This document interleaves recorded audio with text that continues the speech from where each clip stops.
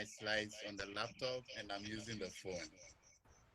So Okay. I can't see the screen easily.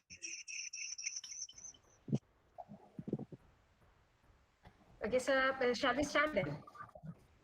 If he can mail it to us, we can present the slide for him. Okay. Let me do that.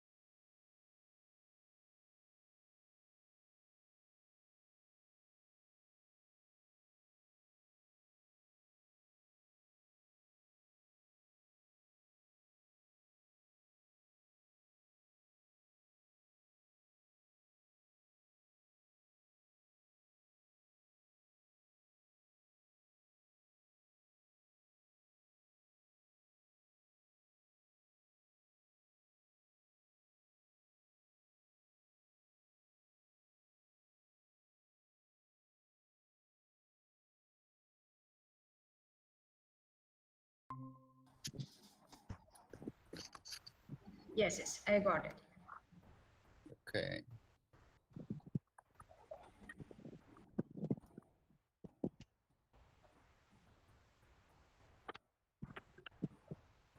Saumi ma'am, shall we begin?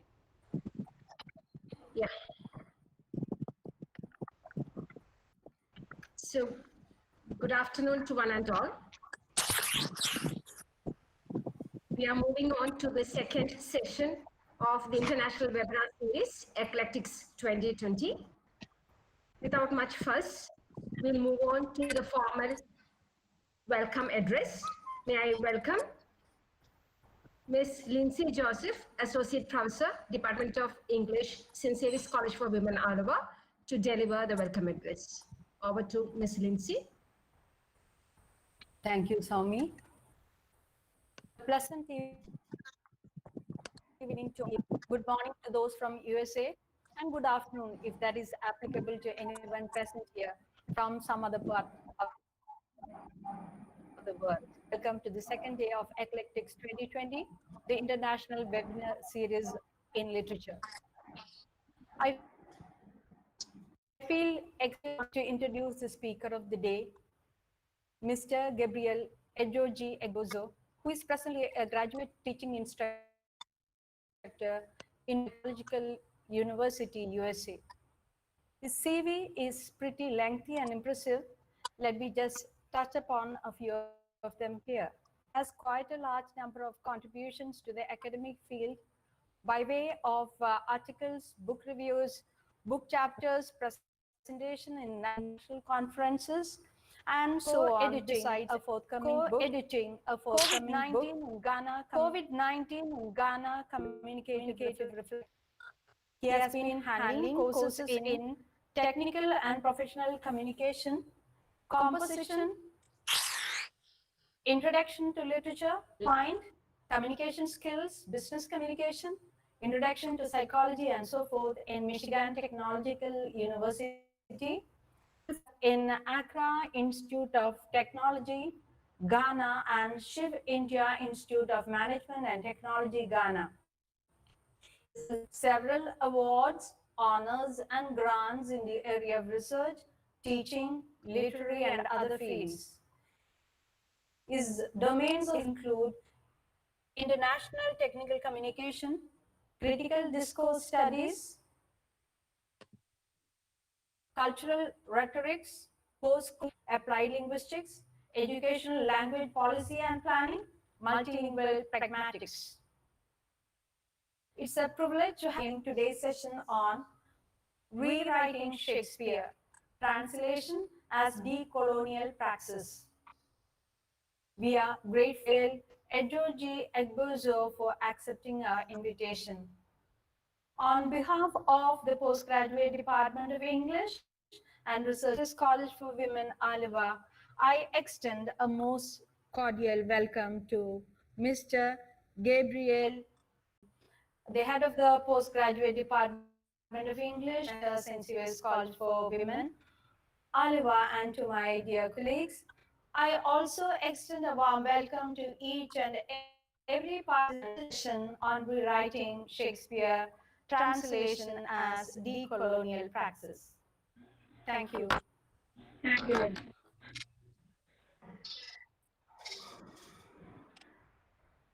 Thank you, Ms. Lindsay Joseph. So, Mr. Edzordzi, we are eagerly waiting to listen to you. Over to you. Thank you very much. And I'm sorry that we have to deal with all this technology stuff. First, I want to thank the organizers for this very important conversation that we've initiated. And I want to thank my colleague Gitu, uh, who is an old student of your esteemed university, who linked me up with Dr. Saumi for this conversation. Um, so my talk today is basically on how translation could be done as rewriting or could be done in faithfulness to the theory of rewriting. And I'm going to start by first talking about decoloniality in West Africa and why it is important for us to start the conversation from here. And from there, I'll try to talk about a few translation. I'll just highlight a few translation theories and then focus on how rewriting is a translation theory. And I'll finish up the conversation with excerpts from the translation of Shakespeare into every language and conclude with my thoughts on literary translation generally in the indigenous languages. I can't move the slides, so decolonization in um, general has been a theory that many people have spoken about. Jean-Paul Sartre, Frantz Fanon, Walter Mignolo, Anibal Cuyano. But the way I'm using it here is in line with the thoughts and theory of Dr. Kwame Nkrumah, who was the first prime minister of Ghana and the first president too. He wasn't just a politician, he was also a philosopher. And so he propounded a philosophy that's helped to struggle for independence in Ghana. And that philosophy was to help remove the colonial structures that were there, that's physical, political emancipation, but also a way of retuning the minds of the colonial subjects so that there's a new mindset after independence is won. Next slide. So he calls this philosophy conscientism. And in the book that in which he explained his idea of conscientism, he pointed out that the struggle or decolonization within West Africa is not just a struggle for political independence, but a struggle also for intellectual independence or intellectual integrity. And in the book, he pointed out that there are three kinds of colonial students. The first one has to do with those students who were handpicked by the colonial master and were trained in the metropolitan universities, returned to the colonies to help administer the colonies. And for him, these kinds of students lost contact with their traditional background. So when they came back, all they did was in the interest of the colonialists. The second group saw education as a right because they are part of the privileged class, um, siblings of and children of kings and queens and the rest. Um, so these people saw culture as privilege, such that it is culture sets them apart from other people. The third group try to use knowledge as an instrument for national causes. So whether they're educated in the metropolis or they're educated in Ghana, they were able to use that for the promotion of national integrity, national emancipation. And Kwame Nkrumah identified himself with a third group. So we'll see later on that when he became prime minister, he initiated projects that can help in molding a kind of post-colonial subjects that is part of the third group. One of the initiatives that he launched was the Bureau of Ghana Languages. And the Bureau was set up to enhance the development, promotion, and preservation of Ghanaian cultures. They did this through many ways. And one of the ways was to produce literature in Ghanaian languages. Uh, so they publish literary works in Ghanaian languages and also translate classical works into Ghanaian languages. So it is from there that my data is coming from for this discussion, one of the translated works.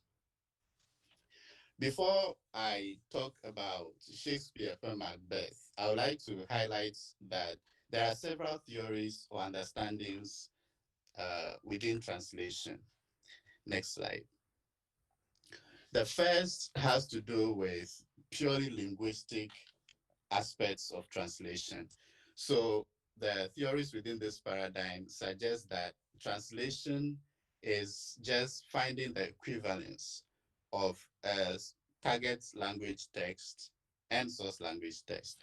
So to translate properly, we need to find what does A mean in language A, and then what does A mean in language B, and then we replace each other in that way. So people like Otinga, Nida, and Taba argue that translation is a replacement of elements of one language with the equivalence of another, or the closest natural equivalence of another language. But people within the scopus or purpose paradigm of translation theory think that there is no exact equivalence between languages such that we can find what can replace A and B in different languages. And linguistics has not been able to tell us how we can find those equivalences because linguistics is asking a different question and translation is asking a different question. So the best thing to do was to look for what purpose does the particular translation we're going to do serve. So purpose becomes the main driving force of translation. But again, if the purpose is the driving force of translation, what type of meaning should we assign to particular things? And that is a question that has not been answered by the Scopus paradigm of theories. So other people came up to think about how context, history, and conventions within cultures guide translation activities. And this paradigm saw translation as the movements between cultures and the dialogue between cultures. Um, so cultural translation saw translation as a micrographic shift, and it focuses on the shift from source culture to translators culture or target culture or receptor culture without really focusing on units like phrases and clauses and sentences as the basic units of translation, but focus on what is acceptable in the culture. And it is this type of translation that André Lefebvre decides to call rewriting. Because when you are translating in this way, you are not particularly faithful to the source text. Your focus is on trying to do something that the readers would be able to identify with or will be able to accept rather than what the source text is saying. So for instance, if there are swear words in the source text and swear words are not accepted in your culture, then you are not going to translate swear words. So in this way, you are rewriting the original text. And I must point out that the text I'm going to look at today is not, is one of the many, many, many rewritings that have been done on Shakespeare. When we take, for instance, the Caribbean post-colonial theorist, Emi Césaire, Emi Césaire has a play called A Tempest, and it is a rewriting of The Tempest by Shakespeare. And in A Tempest, he decided to make some of the characters become post-colonial subjects. People who lived on an island, and somebody comes, Prospero comes and colonizes them, gives them new name, new language. But Shakespeare didn't do that exact thing in The Tempest. But in A Tempest, we see that happening. So according to Lefebvre, there are 4 constraints that guide translation. If we are looking at translation as rewriting, they are ideology, poetics, universe of discourse, and patronage. Ideology has to do with a set of discourses which struggle with each other in order to find and maintain, to find a stability within power relations or to challenge power relations. Remember, we said before that cultural translation sees translation as a dialogue between 2 cultures, and most often, most often cultures are not the same, or people don't see cultures as the same. So, for instance, within the colonizing period, or within at the early post-colonial period, many Africans were moving to Britain for education because they thought that the British culture and the British educational system was higher. So there is this balance that needed to be found, and there is this conflict that needed to be resolved. And ideology helps to do that. But most often, what ideology does is that it shifts the power balance to the target culture or the receptor culture of the particular translation that is being done. The second idea is patronage. And patronage has to do with the people, the institutions, etc., that hinder the reading, production, translation of literature. So in the context of Ghana and within this early post-colonial period, individuals such as Kwame Nkrumah himself was very influential on, was a very influential patron. And there are groups such as publishers and political elites and institutions like academic institutions. Even the Bureau of Ghana Languages itself was an academic institution because at a point they teach Ghanaian languages to people or to, people who want to acquire Ghanaian citizenship. They have to acquire a Ghanaian language. So they teach these kinds of things. So all these patrons also shape the kind of text that is produced at the end as a translation. The third rather, is poetics. And poetics deals with the kind of use that a literature or a literary work does in a literary system.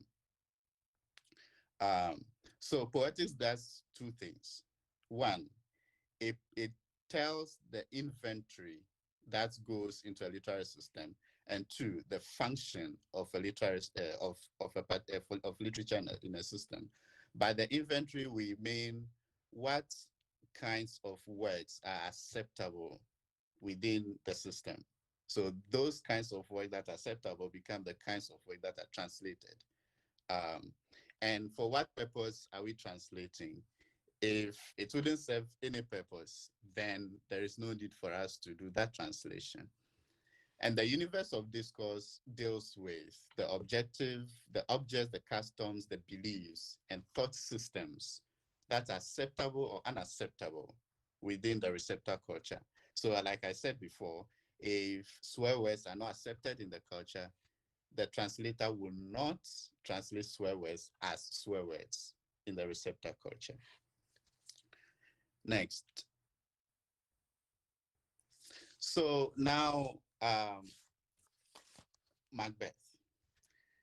Shakespeare for Macbeth is the translation of Shakespeare's Macbeth into Ewe. Ewe is a West African language, and it doesn't have a large speaker population, approximately 6-7 million. However, during the 19th century, when the Bremen missionaries came to that part of West Africa, they brought with them a lot of linguists. So the linguists decided to standardize, formalize the language, describe it, write it. And then because of that, they started teaching the language in schools, and people decided to start producing works within the language. So in the very early post-colonial period, there were novels and poems and plays, etc. in Ewe, like in many other Ghanaian languages. So it wasn't difficult to find somebody to translate Shakespeare into the language. Actually, the person who translated this work in 1968 wrote at the beginning of the work that Shakespeare is one of his favorite playwrights. So it wasn't easy for him to take up the task of translating this work. And he hopes that everybody else who reads the work will find the work to be delightful. So again, this is a literature that is very much familiar with the context in which it was being translated. Next. So in the work, I'm trying to say that this particular translation is rewriting. So what are the evidences that it is a rewriting? The first evidence is to look at the ideology, how ideology reflects within this particular translation. So the larger portion where I highlighted a sentence is an excerpt from the original Ewe translation that I'm working with. And the other one, the one with Act 1, Act 2, Scene 1, is my transcription of what is going on. So this is Act 2, Scene 1 in Macbeth. And Macbeth says, "Thus to mine eyes, now over half the world, nature seems dead, and wicked dreams abuse the curtained sleep. Witchcraft celebrates pale Hecate's offerings and withered murder." Now, the sentence "witchcraft celebrates pale Hecate's offerings" is translated as "Ajetou le zankonu wom kple Hecate hela. Ajetou le wofe zankonu wom kple Hecate hela." Now, when you see the back translation here under TT, you see that the back translation becomes "witches are doing their night rituals with the Hecate's knife." How come that pale Hecate's offerings became Hecate's knife in the back translation? So Hecate, as many of you will know, is a Greek goddess, and is the goddess of the fireplace, the crossroads, etc. And Hecate is usually painted or depicted to have torches and knife and other a key and other instruments that she uses. Now, in every cosmology, there is no goddess that does the things that Hecate does in Greek mythology. And there is no, so Hecate is foreign to every culture. So here lies the Poetics. One way of translating Hecate's offerings will be to use a lot of phrases to explain what Hecate does. Another way of doing that is to use part of Hecate's metonymy, to use part of Hecate to represent Hecate. So that is the second option, is what the translator did.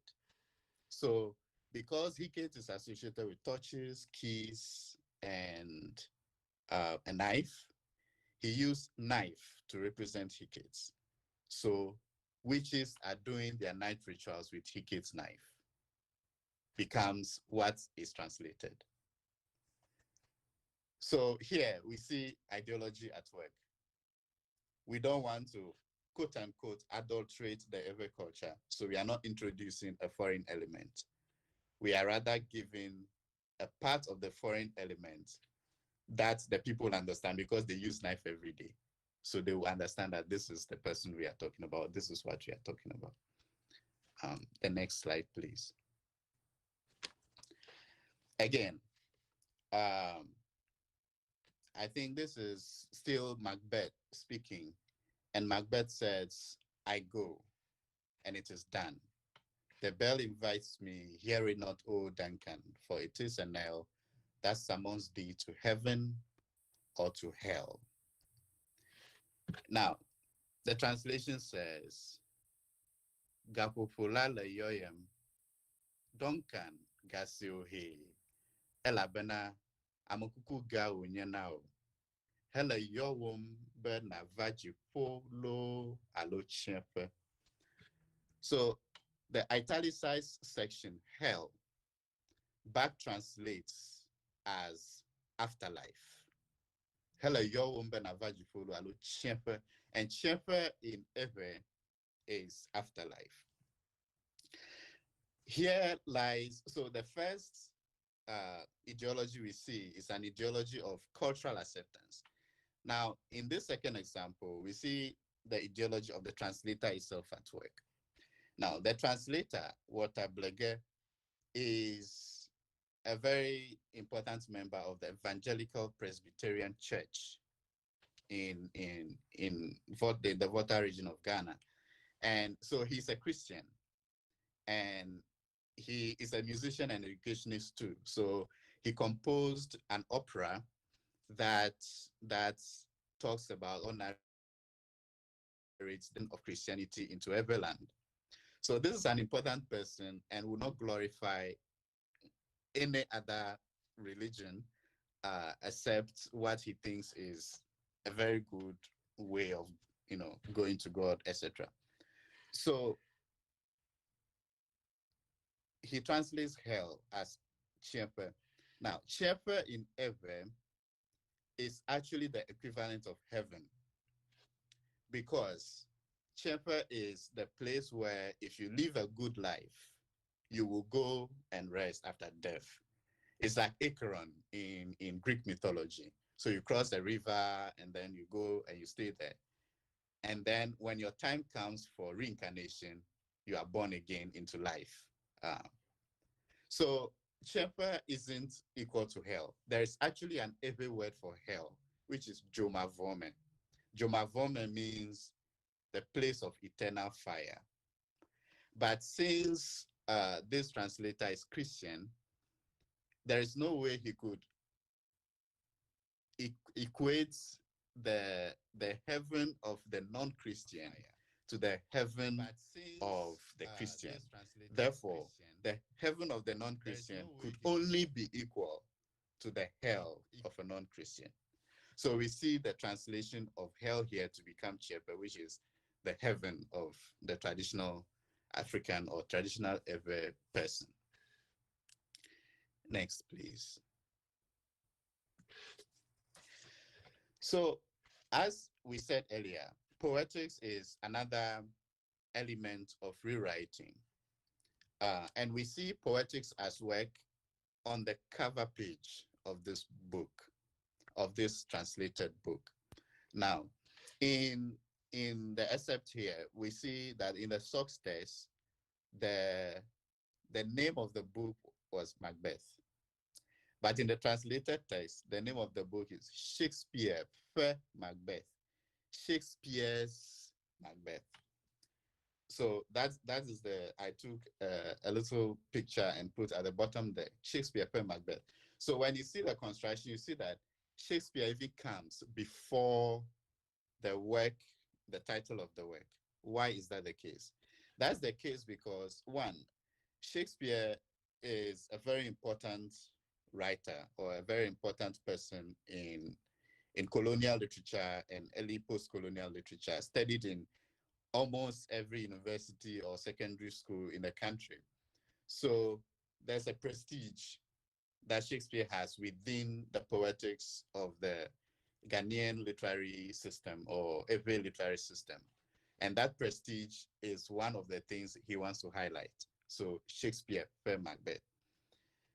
He could just say Macbeth because there is no other work we know in world literature that has Macbeth as its title. So I feel that the maintenance of Shakespeare here is a poetic statement. Next, please. In Act 3, Scene 4, we also see another translation that speaks to poetics. Now, remember, poetics has to do with inventory and function. So the first part, we see inventory at work. Now, the second part, we see function at work. So Macbeth says, sweet remembrance, sir. Now, good digestion waits on appetite and health on both. And this is translated as, Azon, midon kwejiba, the chivivie hazipi, eye hadomaisena hafi hakwatika. And this translates back as delicious soup seat to itself. Now, the chivivie hazipi is a proverb in Ewe. And in Ghanaian literary system or Ewe literary system, proverbs have higher place in the system, such that if you want to test the linguistic competence of somebody, you speak to the person in a proverb. So, thank you. So we see a proverb at work here, and if you read Chinua Achebe's Things Fall Apart, Chinua Achebe says that proverbs are the oil or the palm oil with which words are eaten. So proverbs are the decorative elements or one of the decorative elements devices in any story. So proverbs are important. So we see proverbs being used here. Why? Because he's translating into a culture that privileges higher language, and proverbs are considered as that. So this is a way of enriching the language and reiterating that this is an important element of our literary system. The next, please. Now, patronage and the universe of discourse. At this point, let me say that this presentation is from a work I had published 2 years ago. So some of the excerpts I cut it from the original work. So patronage has to do with 1, people; 2, institutions; 3, systems that make sure that this translated works are rewritten or not rewritten in a literary system. So we see patronage at work first from the fact of who initiated the translation, Kwame Nkrumah and the Bureau of Ghana Languages. And this institution and person have given some kind of ethos to the translator. Ethos among the Ewe people, because if you're a writer and a producer of literature in any culture, people see you in high esteem. So it gives ethos to this person. And then with the ethos comes socioeconomic status, because you'll be paid and all that. And so if the translator is not faithful to the demands of patronage, then the translator will risk losing these privileges and the influence of the patrons. Now, in history, we know that this particular translator later became a member of the board of Ghana Education Trust Fund. But we don't know whether this translation work has anything to do with that promotion, but we only knew that he became. So we see that probably the faithfulness to patrons was an important part of this enterprise. Next, please. Please go back. Yeah. Another evidence of patronage is use. Now, this work and other literary works in every language were used in the classroom, which means students will read this work. Now, what are some of the aims of teaching every language or Ghanaian languages? One, to appreciate the historical and cultural heritage of students' linguistic community. And two, to acquire the socio-cultural values in the literature of their language. That is what the Ghana Education Service says. So we see that this work is getting big importance here because it is part of teaching the heritage of the people, the language, the worldview, the proverbs, the literary devices that are in there. And one of the rationales is to help students to love and be proud of their own culture, which is rich in cultural and moral values, especially contained in proverbs, folk tales, euphemisms, etc., etc. And knowledge and understanding in the grading rubric of Ewe or Ghanaian languages takes up 40% of the total grade. And 30% is allocated to reading, 10% to listening. So people will have to read this work in order for them to get that 30%. So we see that very much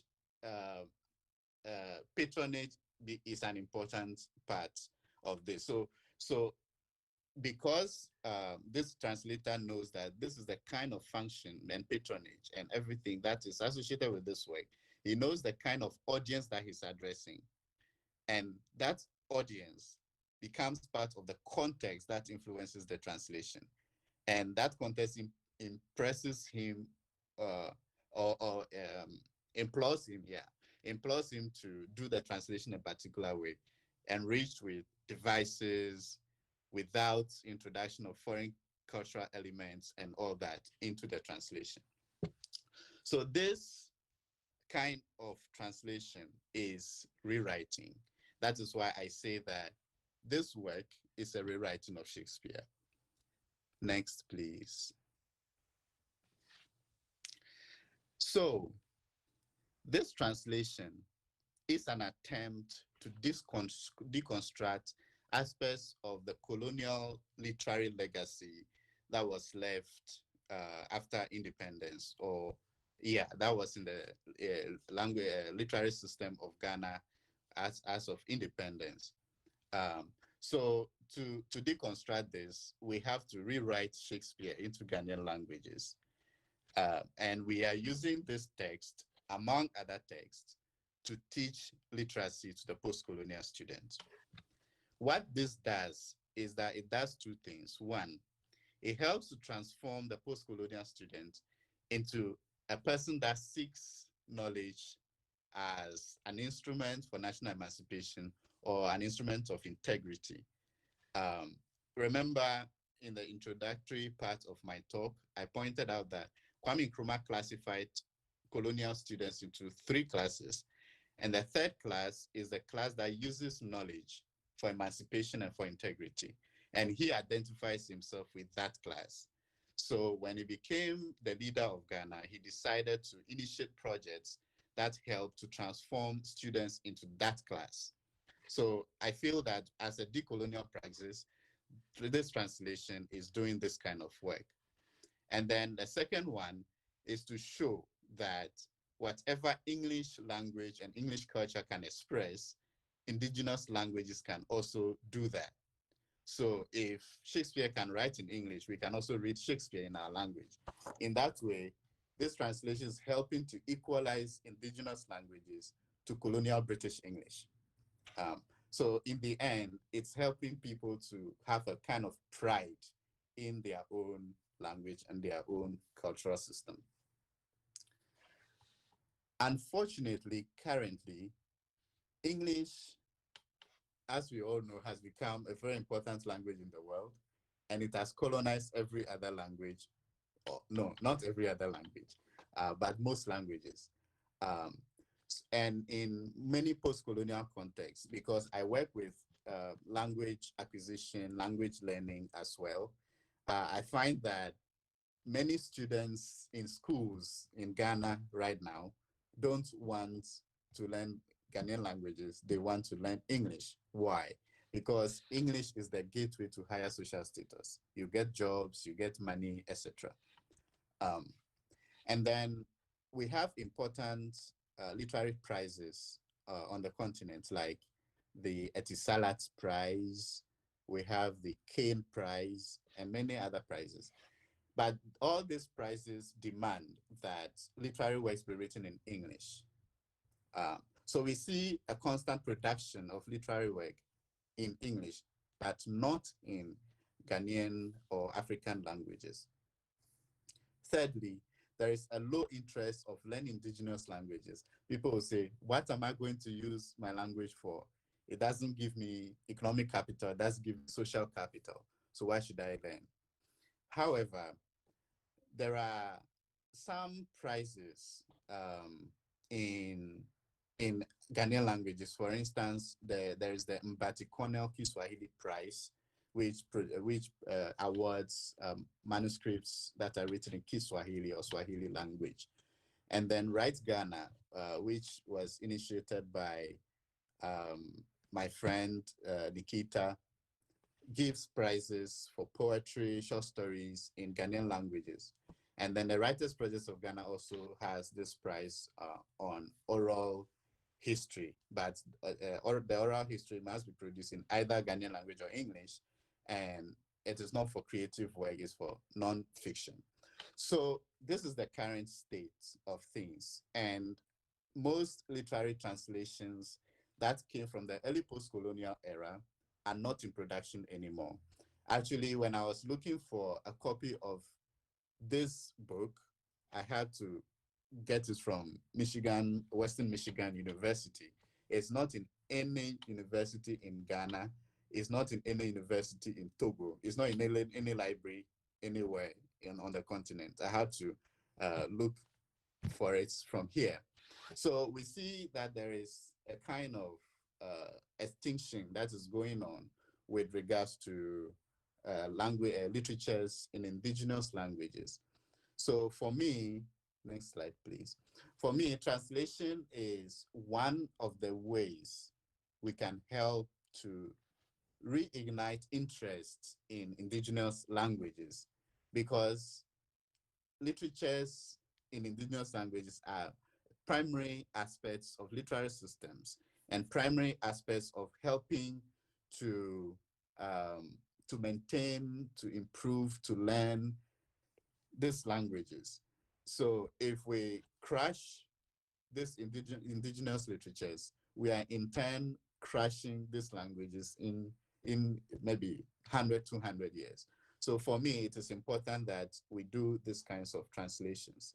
So if there is anyone here who is interested in translating any work into Gujarati or Malayalam or any Indian language, please try to do that. I think we have the tools as scholars within this field, within English humanistic field, to do these kinds of things. And I feel that we owe this to our societies. We owe this to the generation that is looking up to us as scholars. So if you can do this, please don't hesitate to engage in this kind of project. Next, please. I end my talk here, but as always, academic conversations are never ending.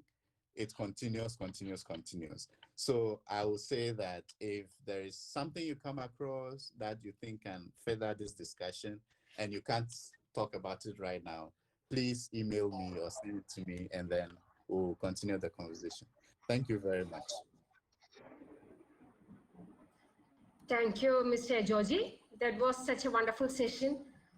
We know that translation has become such an important discipline in the current educational scenario, and we know that there are many problems regarding how to look at translation. And you gave a very sweeping lecture on how to relate translation to the decolonial praxis. That was such a wonderful and engaging session, sir.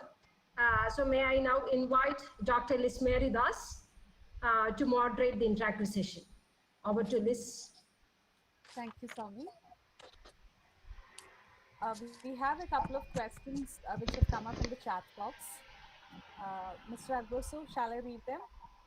Yes, please. There's one question from Harshit Kumar. He asks, does Shakespeare's all the works, influence or has impact on the works of the post-colonial writers like Thiongo, Uchi Emecheta, Chinua Achebe, etc.? What is your take on it? I don't think so.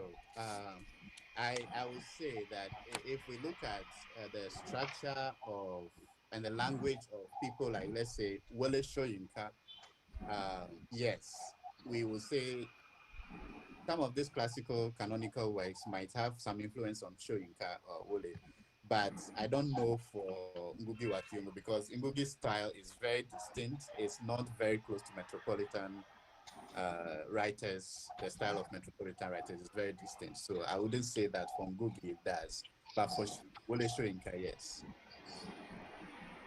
Okay, there is another question from Ananya Ratha.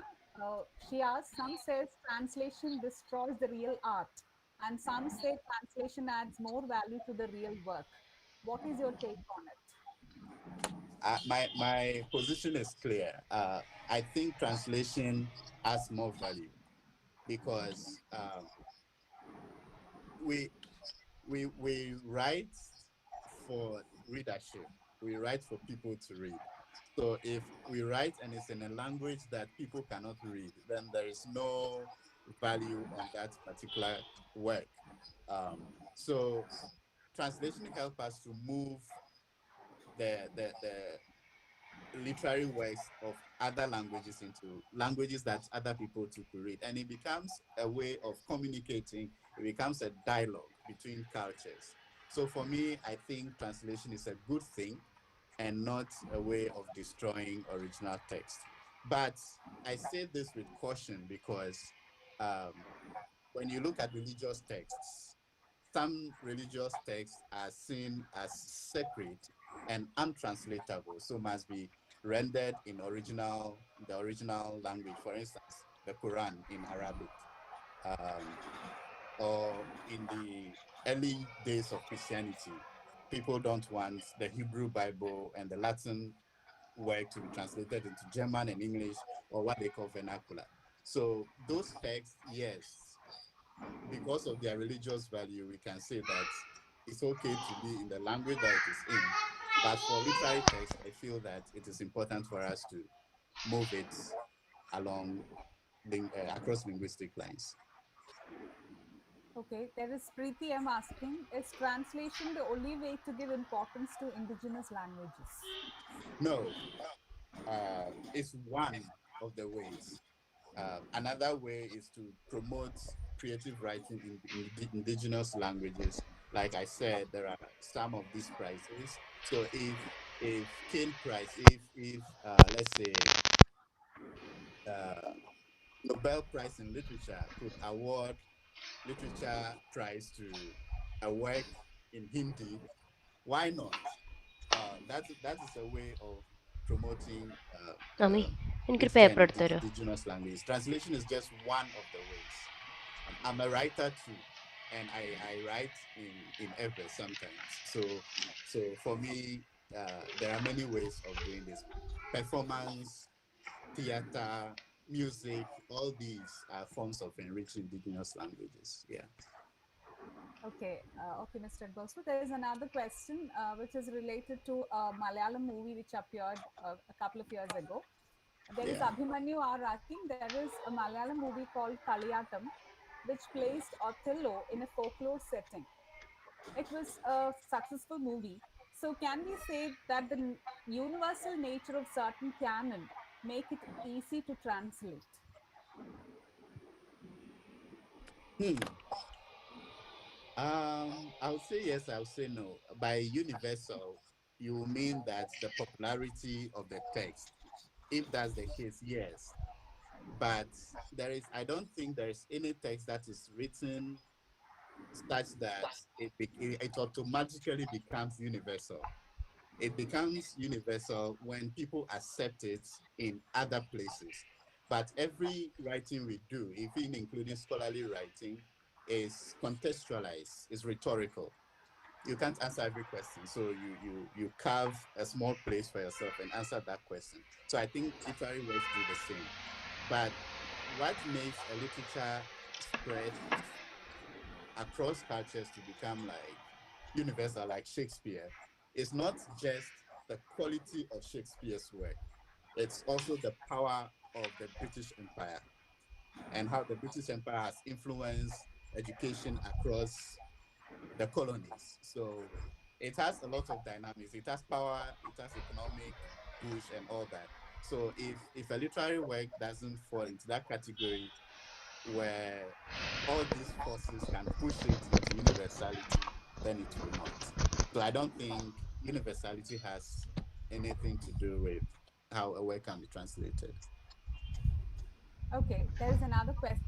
Ashwini B is asking, apart from Shakespeare's plays, what are the difficulties that translators faced while translating the indigenous writings?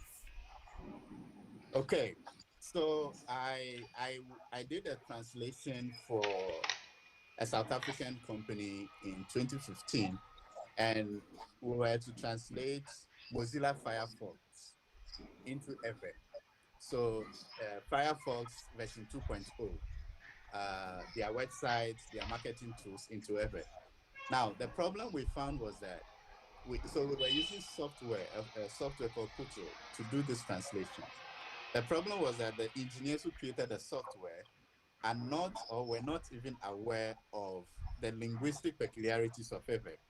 So there are diacritic, there are tonal markings, there are some non-mainstream alphabets that are in Ewe, and these things are not taken care of within the software. So when you translate a high tone, it puts a question mark there. When you translate a low tone, it puts a question mark there. So those are some of the problems that translators are facing now.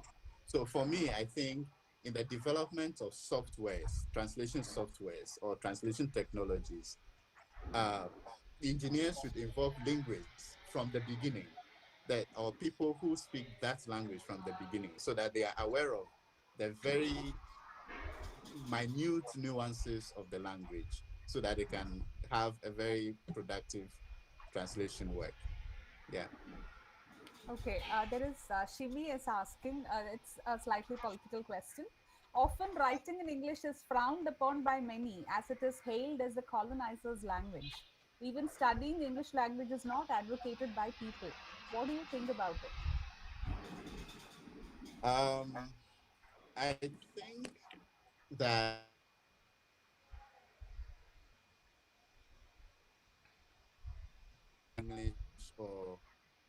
your own language or any other language is an asset, because one of the most important skills that people have to have these days is communication.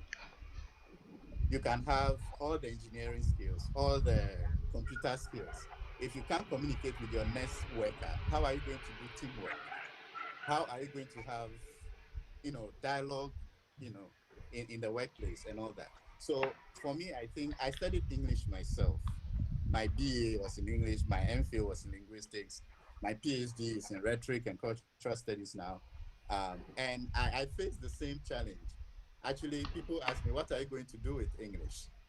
Um, but I tell you that when you start explaining to them the things that English can do, we buy mobile phone every day, don't we? And we have manuals within mobile phones. Who writes those things? English graduates. The websites that we use, even if you produce a website today, if you are a computer scientist, when you do usability testing, who checks the language in there? English people. You read newspaper, you read news portals. Who write those things? Journalists, English. So we have roles we can, even within technology. Now, um, you go to the hospital. Let's say in India, maybe a hospital in India. I don't know.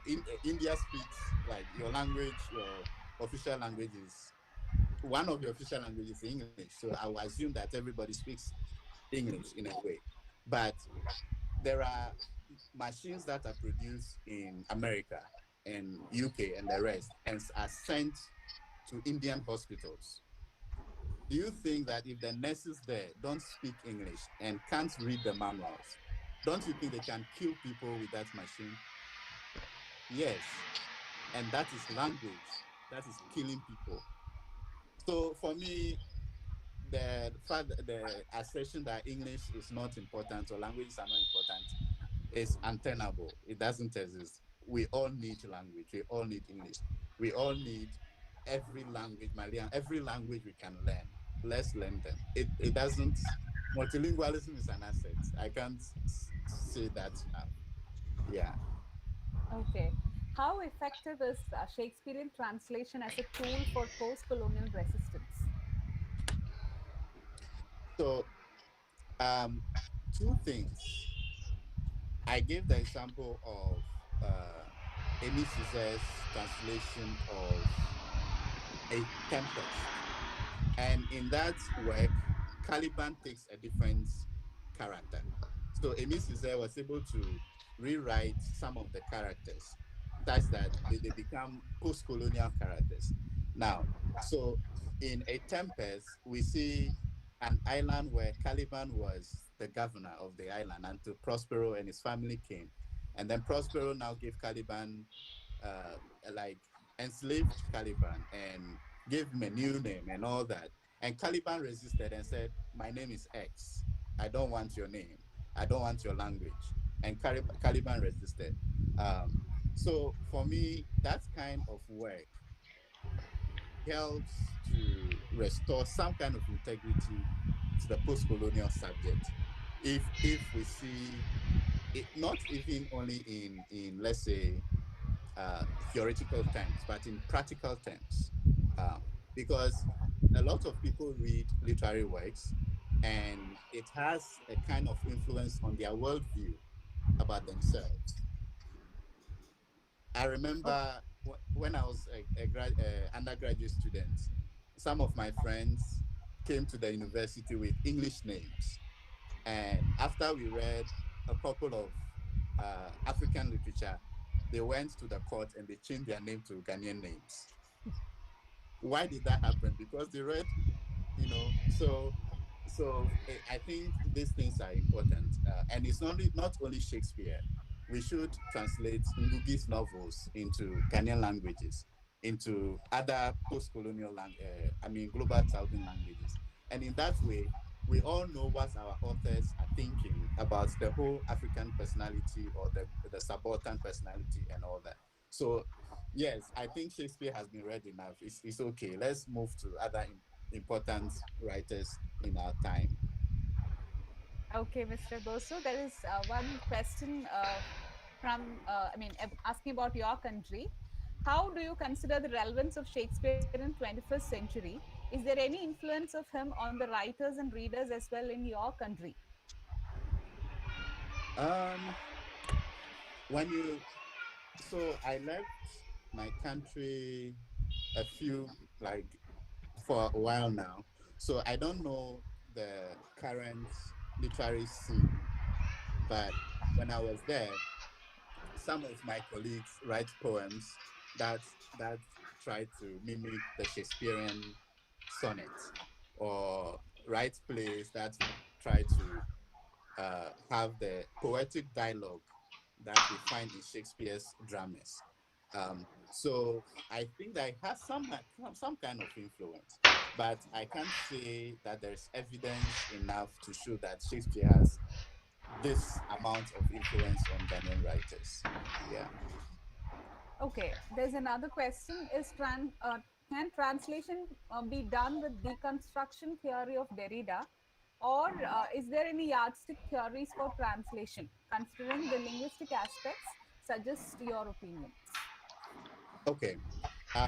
So as I discussed earlier, there are different theories. The equivalence theory, which was the linguistic theory, has അപ്പ so എടുത്ത് much been അപ്പ critiqued, അടയ്ക്ക് അടയ്ക്ക് and that gave birth to the cultural theory. So Derrida fits perfectly into the cultural theory because the cultural theory has its roots in Homi Bhabha, Spivak, and so I feel Derrida falls in that line of the cultural theory of translation. So yes, I think it is a valid point to make. Yeah. Okay. How far subjectivity is an influencing factor in translation? As you mentioned, the instance of translating hell as afterlife.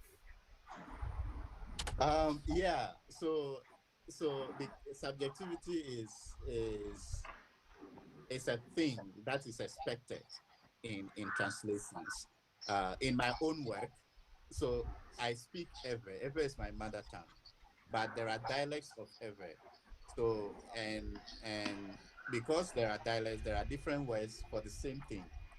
So when I was doing my own translation work for Mozilla Firefox, I find that there are certain things, certain units I translate in a particular way because that is the dialect I speak. And then I give it to somebody who speaks a different dialect of Ewe. And I ask, do you understand this translation? And the person said, no, I don't. So, so translation itself is supposed to be a dialogic work to be able to overcome that subjectivity. So yes, there is a subjective part, but we can take care of it by allowing other speakers of the language to proofread and make their comments and revisions and editings, and then we can take care of those subjectivities. Okay, there are many comments of appreciation coming up in the chat box. From our YouTube viewers, there are a couple of questions. Is translation capable to give an exact meaning of a literary text? What do you think? No, it's not. If you look at it as a linguistic enterprise, then it can. But I am biased towards cultural translation. And if you look at it as a cultural enterprise, it will not give the exact meaning. But what is the importance of a literary work? A literary work is supposed to speak to the individual and to the context in which it is being read. So even if Shakespeare is being read in 21st century, Shakespeare would speak to us differently than it speak to the people of the 16th century. So I don't think that being faithful to the text is what is needed, but the message that is being translated or the message that is being that is contained in the work. So being faithful to the message is more important for me than being faithful to the linguistic text. Okay, we have one more question from the YouTube viewers. Translation of Western text into indigenous languages is indirectly promoting the Western languages. What is your opinion on that? Um, I don't think it is an indirect promotion of the Western language. I think rather that it is a psychological way of making people pay attention to their language. For instance, when I tell people that there is a translation of Shakespeare into Ewe, everybody will like, are you sure? So how will somebody translate Macbeth in Ewe? And I'll say, there is actually a translation of Macbeth. Then I would like to read it. I just want to see how that translation works. So you see, it helps to inspire some kind of curiosity in people's own languages. So I don't think it is a promotion of English. It is a dialogue with English on an equal basis, so that we get to see English as, okay, whatever you can say, we can say same. And actually we can say more than English can do. So but also it is important that we translate our own works. So works in Malayalam, works in Ewe, works in African Zulu. We translate this into Portuguese, into Spanish, into English, for other people to also see the kind of dialogue that can happen if we go across the Atlantic in that direction. Okay. Mr. Agbozo, thank you so much. I think there are no more questions. We'll move on to the formal vote of thanks. I invite Ms. Ruby Francis to propose the vote of thanks. Thank you. Am I audible? Yes, you are. Yes. Good evening, all. Disseminating knowledge is the human duty. Sharing the same is like lighting other candles. We Eclectics 2020 team feel happy to act as a virtual platform for knowledge sharing. Respected resource of the day, Gabriel Edzordzi Agbozo, HOD Dr. Lima Anthony, my dear colleagues and dear participants. On behalf of the Eclectics team, I take this opportunity to thank a big thanks to our respected resource person of the day, Gabriel Edzordzi Agbozo, for his insightful presentation. His colonial perception on Shakespeare and translation was indeed a thought-provoking and insightful session. Thank you so much, sir.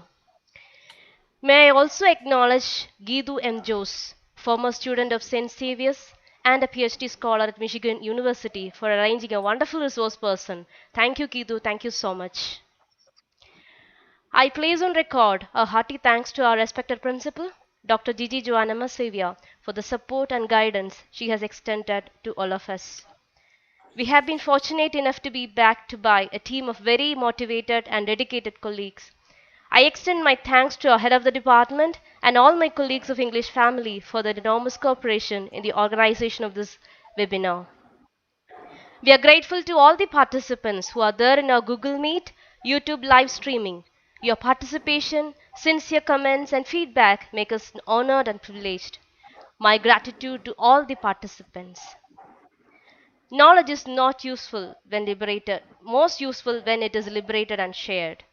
Let this conversation, these thoughts shared today liberate and ignite every minds. Thank you all. Thank you too. Thank you, Ms. Shruti, for that wonderful vote of thanks. And thank you, Mr. Edzordzi, for being with us, for giving such a wonderful talk on translation. Thank you Thank so you. much. Thank you, dear participants. And may I remind you that tomorrow it will be at 1:30 the afternoon, 1:30 p.m. So meet you tomorrow. Thank you all.